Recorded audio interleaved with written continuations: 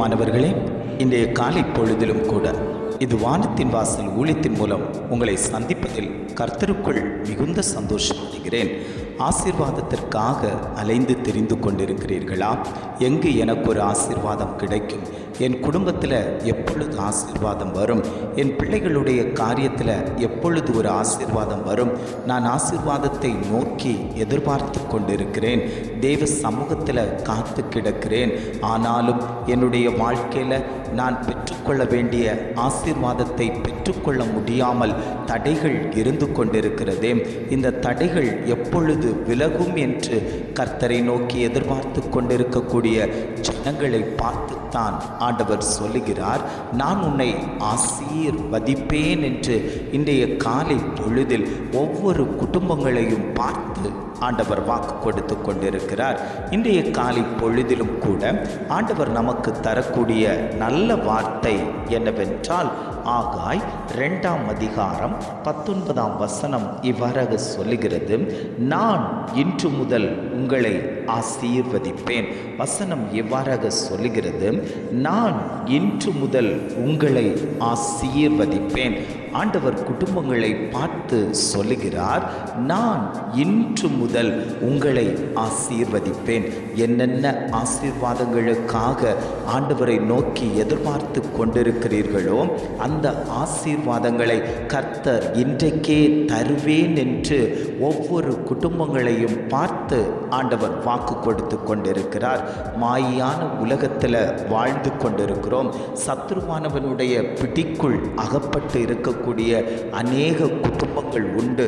குடும்பத்துக்குள் பிரச்சனைகளை கொண்டு வந்து போட்டு பிரச்சனைகளை மூட்டி கொண்டிருக்கக்கூடிய சத்துருக்களுடைய பிடிகளில் இருக்கக்கூடிய குடும்பங்கள் எப்பொழுது விடுதலை கிடைக்கும்? என்னுடைய குடும்பத்தில் எப்பொழுது ஒரு ஆசீர்வாதம் கிடைக்கும்? வியாதியின் பிடியில் அகப்பட்டிருக்கிறேன், கடன் பாரத்தில் அகப்பட்டிருக்கிறேன், என்னுடைய வாழ்க்கையில் ஒரு மாற்றம் சம்பவிக்காதா என்று எதிர்பார்த்து காத்து கொண்டிருக்கக்கூடிய குடும்பங்களை பார்த்துத்தான் ஆண்டவர் சொல்லுகிறார், நான் உன்னை ஆசீர்வதிக்கப் போகிறேன். ஏது காரியத்தில் உனக்கு ஆசீர்வாதம் வேண்டுமோ அந்த காரியத்தில் நான் உன்னை ஆசீர்வதித்து உன்னை நான் உயர்த்த போகிறேன் என்று ஆவியானவர் குடும்பங்களை பார்த்து ஆண்டவர் வாக்கு கொடுத்து கொண்டிருக்கிறார். ஆபிரகாமை அழைத்த தேவன் அவனை ஆசீர்வதித்து உயர்த்தினாரே. ஆனால் இன்றைக்கு உங்களை பார்த்து ஆண்டவர் சொல்லுகிறார், நான் உன்னை அழைத்திருக்கிறேன், நான் உன்னை தெரிந்தெடுத்து வைத்திருக்கிறேன், நான் உன்னை வேறு பிரித்து எடுத்திருக்கிறேன். நான் உன்னோடு கூட இருக்கும்போது நான் உன்னை ஆசீர்வதிக்கவே ஆசீர்வதிப்பேன். உன்னை நான் பெருமைப்படுத்த போகிறேன். உன்னுடைய காரியத்தில் ஒரு வளர்ச்சியை கொடுக்க போகிறேன். நீ கையிட்டு செய்யக்கூடிய காரியத்தில் ஒரு ஆசீர்வாதத்தை நான் தரப்போகிறேன் என்று ஆவியானவர் குடும்பங்களை பார்த்து ஆண்டவர் வாக்கு கொடுத்து கொண்டிருக்கிறார். ஆண்டவர் சொல்லும்போது சொல்லுகிறார், நான் உங்களை விருதாவாய் விடுவதற்கல்ல, நான் உங்களை சத்ருவானவனுடைய கரத்தில் கொடுப்பதற்கல்ல, நான் உங்களை உயர்த்துவதற்கு, கண்மலையின் மேலே உங்களை வைப்பதற்கு நான் சித்தமுள்ள தகப்பனாய் இருக்கிறேன். எந்த விஷயத்தில் நீ தோற்று போய் கிடக்கிறாயோ, சோர்ந்து போய் கிடக்கிறாயோ, இந்த காரியத்தில் ஜெயம் இல்லாமல் இருந்து கொண்டிருக்கிறதே, நான் போராடி பார்க்கிறேன். என்னுடைய இந்த வழக்கு விஷயத்தில் ஒரு மாற்றம் சம்பவிக்கவில்லையே, தடையாய் இருந்து கொண்டிருக்கிறதே, இந்த தடை எப்பொழுது மாறும்? இந்த தடையில் இருந்து எப்பொழுது எனக்கு ஒரு விடுதலை கிடைக்கும் என்று எதிர்பார்த்து கொண்டிருக்கிறீர்கள் அல்லவோ? ஆண்டவர் சொல்லுகிறார், வருட கணக்காய் ஓடிக்கொண்டிருக்கக்கூடிய காரியத்தில் கர்த்தர் ஒரு பெரிய மாற்றத்தை தரப்போகிறார். வருட கணக்குகளாய் இந்த காரியத்தில் இருந்து எனக்கு விடுதலை கிடைக்காது, இந்த காரியத்தோடு தான் நீ இருக்க போகிறாய் என்று சத்துருக்கள் விரல் நீட்டி பேசியிருக்கலாம். ஆண்டவர் சொல்லுகிறார், நீ சத்துருக்களை பார்க்காத, உன்னை உருவாக்கின கர்த்தரை நோக்கி பாரு, உன்னுடைய காரியம் ஜெயமாய் மாற்றப்படும் என்று ஆவியானவர் குடும்பங்களை பார்த்து ஆண்டவர் பேசிக் கொண்டிருக்கிறார். ஈசாக்கை கர்த்தர் ஆசீர்வதித்தார். ஆபிரகாம் நாட்களில் வந்த ஒரு பஞ்சம் ஈசாக்கினுடைய நாட்கள் நாட்களிலேயும் பஞ்சம் வந்தது.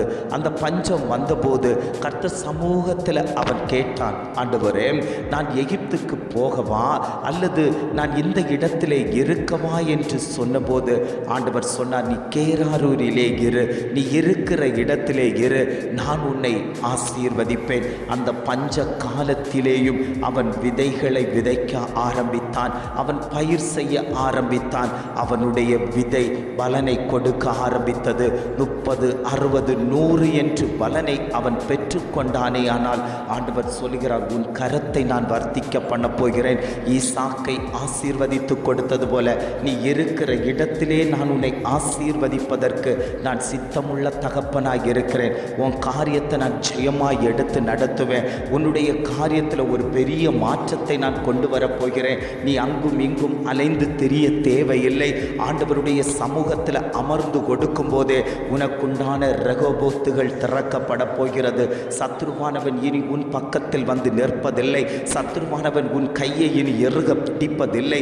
ஆண்டவருடைய கரம் உன்னை தொடும்போதே சத்துருக்களுடைய ஆதிக்கங்களை முறியடித்து நான் உன்னை உயர்ந்த ஜாதிகளாக்கி, நான் உன்னை மேன்மைப்படுத்தி, உன் பெயரை பெருமைப்படுத்தி நான் உன்னை ஆசீர்வதிப்பேன் என்று ஆவியானவர் வாக்கு கொடுத்து கொண்டிருக்கிறார்.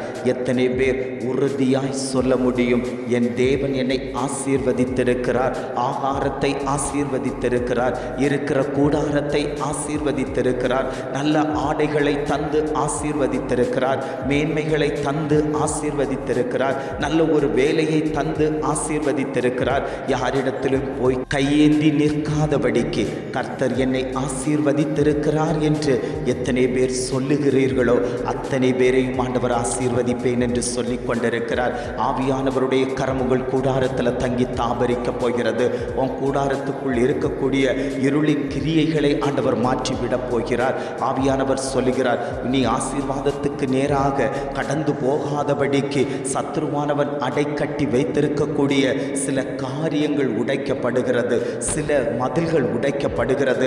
உன்னை உயர்ந்த இடத்தில் வைப்பதற்கு ஆண்டவர் சொல்கிறார், நான் இன்றைக்கு உன்னை ஆசீர்வதிக்க போகிறேன். இந்த வார்த்தையின் சத்தத்தை கேட்கப்படும் போதே நீங்கள் ஆசீர்வாதமாய் இருக்க போகிறீர்கள்.